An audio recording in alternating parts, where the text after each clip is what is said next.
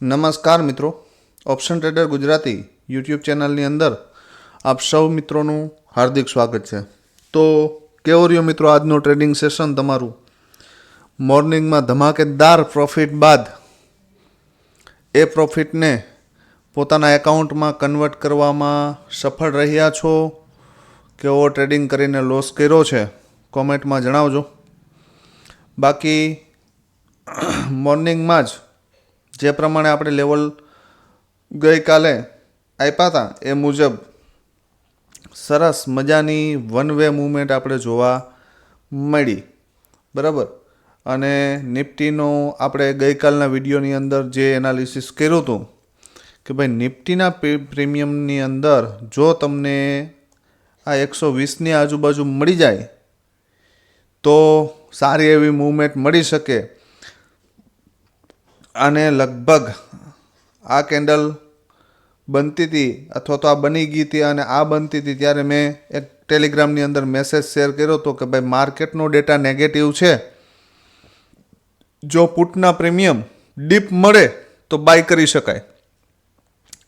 As per SEBI guideline આપણે ટેલિગ્રામની અંદર કોઈ પણ બાય યા સેલની સલાહ આપી શકાય નહીં. બસ ઈશારો કરી શકાય કે ભાઈ આવું કંઈક થઈ શકે એમ, બરાબર. આ જે ચાર્ટ છે પ્રીમિયમના તે પણ સેબી ગાઈડલાઇન મુજબ યોગ્ય નથી, પણ છતાંય આપણે જ્યાં સુધી હાલે છે ત્યાં સુધી હલાવીએ છીએ. જ્યારે કોઈ નોટિસ આવશે ત્યારે બંધ કરી દેશું અને માત્ર ઇન્ડેક્સ ઉપર જશું. તો મિત્રો એટલું વિચારજો કે આ ઘણું રિસ્કી છે એનાલિસિસ યુટ્યુબ ઉપર શેર કરવું, એ પણ છતાં પણ કરીએ છીએ. છતાં પણ આપ કોઈ પણ મિત્રોની કોમેન્ટ નથી આવતી કે લાઈક પણ વિડીયોની અંદર જોવા મળતી નથી, આવા બ્લાસ્ટ લેવલ હોવા છતાં પણ એમ, બરાબર. તો વિચારજો, નહીતર પછી ઇન્ડેક્સના જ લેવલો આવશે જો કોમેન્ટ કે લાઈક વિડીયોની અંદર ના આવી તો, બરાબર.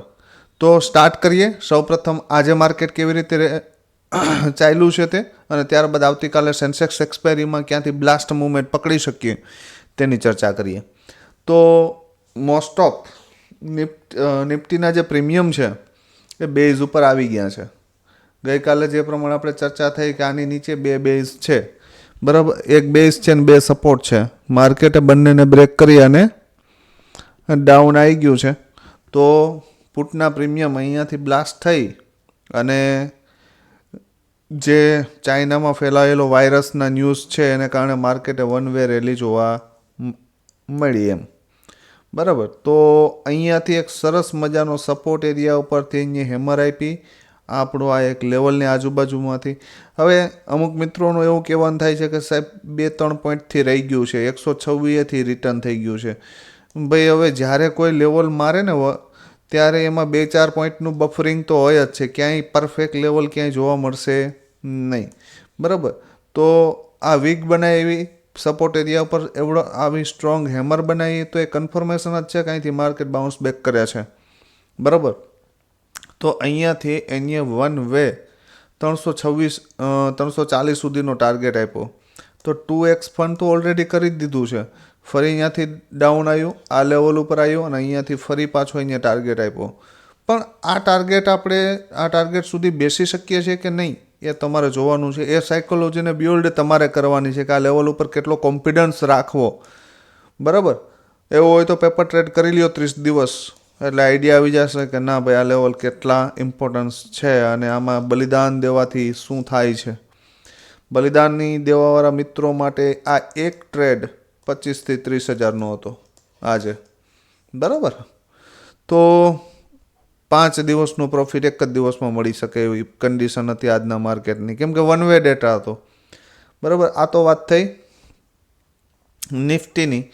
અને જે ગઈકાલના વિડીયોમાં આપણે આપ્યું હતું એ લેવલ છે. સેન્સેક્સની અંદર પણ મોર્નિંગમાં આપણે ચાર્ટ શેર કર્યો હતો, બરાબર. સેન્સેક્સનો ચાર્ટ પણ શેર કર્યો હતો. એ ચાર્ટ આ છે, એક્ઝેક્ટ એ લેવલે થઈ ગયો છે. જો આ ટેલિગ્રામની અંદર આ ચાર્ટ પડ્યો જ છે, આ બોટમેથી અહીંયાથી એક્ઝેક્ટ એ એરિયામાંથી બાઉન્સ થયો છે અને ફર્સ્ટ, સેકન્ડ, થર્ડ અને અહીંયા સુધીનો ટાર્ગેટ આપ્યો છે.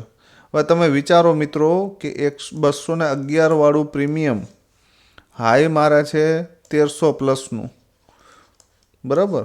તો વિચારજો. અને 900 સમથિંગ તો વન વે જાય છે, મતલબ કે 4x તો વન વે થાય છે. એક સિંગલ કેન્ડલ રેડ નથી, કે એક 5 મિનિટની કોઈ કેન્ડલ આગળની કેન્ડલના લોની નીચે ક્લોઝિંગ નથી, જોઈ શકો તમે, બરાબર? તો આપણે ક્લીન વસ્તુ છે કે આવડા સ્ટ્રોંગ મોમેન્ટમમાં બેઠા છે, ડેટા સ્ટ્રોંગ નેગેટિવ છે, તો વિચારવાનું છે કે ભાઈ એક નેગેટિવ કેન્ડલનું ક્લોઝિંગ આવશે તો આપણે અહીંયાથી પૂર્ણાહુતિ કરી લેશું. ઠીક છે? તો આ રીતે કામ કરી શકાય.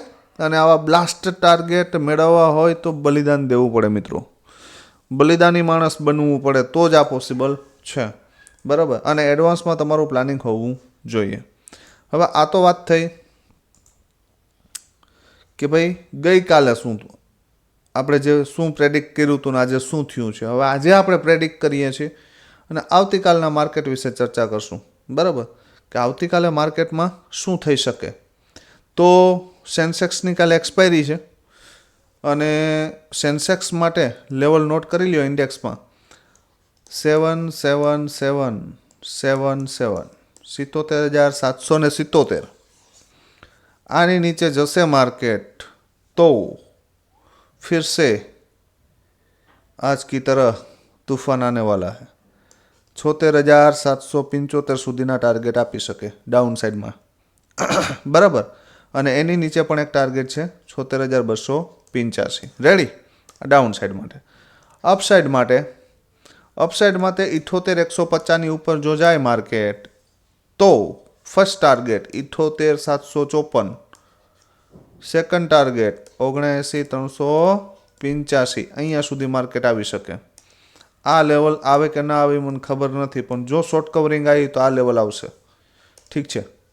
શોર્ટ કવરિંગ મૂવ આપશે તો 79,300 સુધીની શોર્ટ કવરિંગ આવી શકે. It's possibility. ઠીક છે? કાલે આના પ્રીમિયમ ઉપર મોર્નિંગમાં વોચ રાખજો. જો આ ક્યાંક આ એરિયામાં મળી જાય તો મજા આવી જશે કોલ માટે. કોલના પ્રીમિયમમાં જોશું આપણે તો. ઠીક છે? તો આ તો વાત થઈ સેન્સેક્સની. હવે ચર્ચા કરીએ નિફ્ટીની. વધારે ડિટેલમાં ચર્ચા કરશું આપણે પ્રીમિયમના ચાર્ટમાં. ઠીક છે? એટલે જેથી કરીને તમને કંઈક સમજવામાં સરળતા પડે. નિફ્ટીની અંદર કેવી રીતે કામ કરશું તે જોઈ લઈએ અને ત્યારબાદ સેન્સેક્સના બંને પ્રીમિયમ જોઈ લઈએ, બરાબર? નિફ્ટીની અંદર નો ચાર્ટ આપણે હવે પાછળથી શેર કરીએ મિત્રો, કેમ કે એના લેવલ જતા રહ્યા છે, બરાબર? એના લેવલ હું શેર કરી દઈશ. એક એપ્લિકેશનની અંદર આ મોટો પ્રોબ્લેમ રહી છે. હવે ઠીક છે, કાલે આપણે નિફ્ટીના ઇન્ડેક્સના લેવલથી કોઈ મતલબ છે નહીં, હું શેર કરી દઈશ. અને નિફ્ટીના પ્રીમિયમના લેવલે જો કોઈ મિત્રોને જોતા હોય તો એને પણ હું શેર કરી દઈશ. પણ સેન્સેક્સ ખાસ એક્સપાયરી છે તો કાલે એને સેન્સેક્સને સમજી લઈએ. જો ભાઈ સેન્સેક્સની અંદર એક સરસ મજાનો બેઝ 278નો બનાવી અને માર્કેટ ક્લોઝ થયું છે, બરાબર? આ યાદ રાખજો. જો આની નીચે જશે, મતલબ કે મોટું 260ની નીચે જશે તો આ પ્રીમિયમમાં 0.5 થવાની પોસિબિલિટી છે, બરાબર? આટલું ક્લીન. જો કોઈની પોઝિશન હોલ્ડ હોય તો પ્રેમથી આને એક્ઝિટ કરી દેજો આની નીચે જાય તો, બરાબર? અપસાઇડ માટે તો કે 371ની ઉપર નીકળશે તો સરસ મજાનો એક ટાર્ગેટ છે 643, અહીંયા સુધી મળી શકે. અને આને પણ પાર કરશે તો 914, અહીંયા સુધી માર્કેટ આવી શકે. પણ એની પોસિબિલિટી બહુ ઓછી છે. આ ટાર્ગેટ આપણે એચીવ કરી શકશું જો આની ઉપર નીકળશે તો. ઠીક છે? જો આ એરિયામાં જ ક્યાંક મળી જાય તો મજા. માર્કેટ મોર્નિંગમાં આ એરિયામાં જ ક્યાંક એક ડીપ મારે, આમાં ક્યાંક ઓપન થઈને અહીંયા, અને પછી અહીંથી બાઉન્સ બેક કરે તો બહુ મજા આવશે. કેમ કે 278થી 643 સુધીનો ટાર્ગેટ મળી શકે. ઠીક છે? આ કોલ માટે મોર્નિંગમાં કોલના પ્રીમિયમ જો આ લેવલની ઉપર ઓપન થાય અથવા તો અહીંયા હોલ્ડ કરતા દેખાય તો એક શોર્ટ કવરિંગ મૂવની પૂરેપૂરી પોસિબિલિટી છે, યાદ રાખજો. બરાબર, પછી કહેતા નહીં કે કીધું નહોતું. પુટના પ્રીમિયમ. નેક્સ્ટ, પુટના પ્રીમિયમમાં શું કરી શકીએ એ જોઈએ. જો ભાઈ, પુટના પ્રીમિયમ પાસે એક અને આ 2 સપોર્ટ છે અને એક બેઝ છે. બરાબર. હવે હું એવું પર્સનલી ઈચ્છું છું કે પુટને યા તો અહીંયા બાય કરાય યા તો અહીંયા કરાય. જો કોલના પ્રીમિયમ માઇનર પણ પ્લસ ખુલે અને જો એ કોલ અપસાઇડ જશે ને તો આ પ્રીમિયમ અહીંયા જોવા મળશે અને આ લેવલ હીરો 0 બની શકે અહીંથી. યાદ રાખજો, 15 રૂપિયાવાળું પ્રીમિયમ અથવા તો 44 રૂપિયાવાળું પ્રીમિયમ 191 267નો હાઈ મારતો પણ જોવા મળે. આ મગજમાં રાખજો.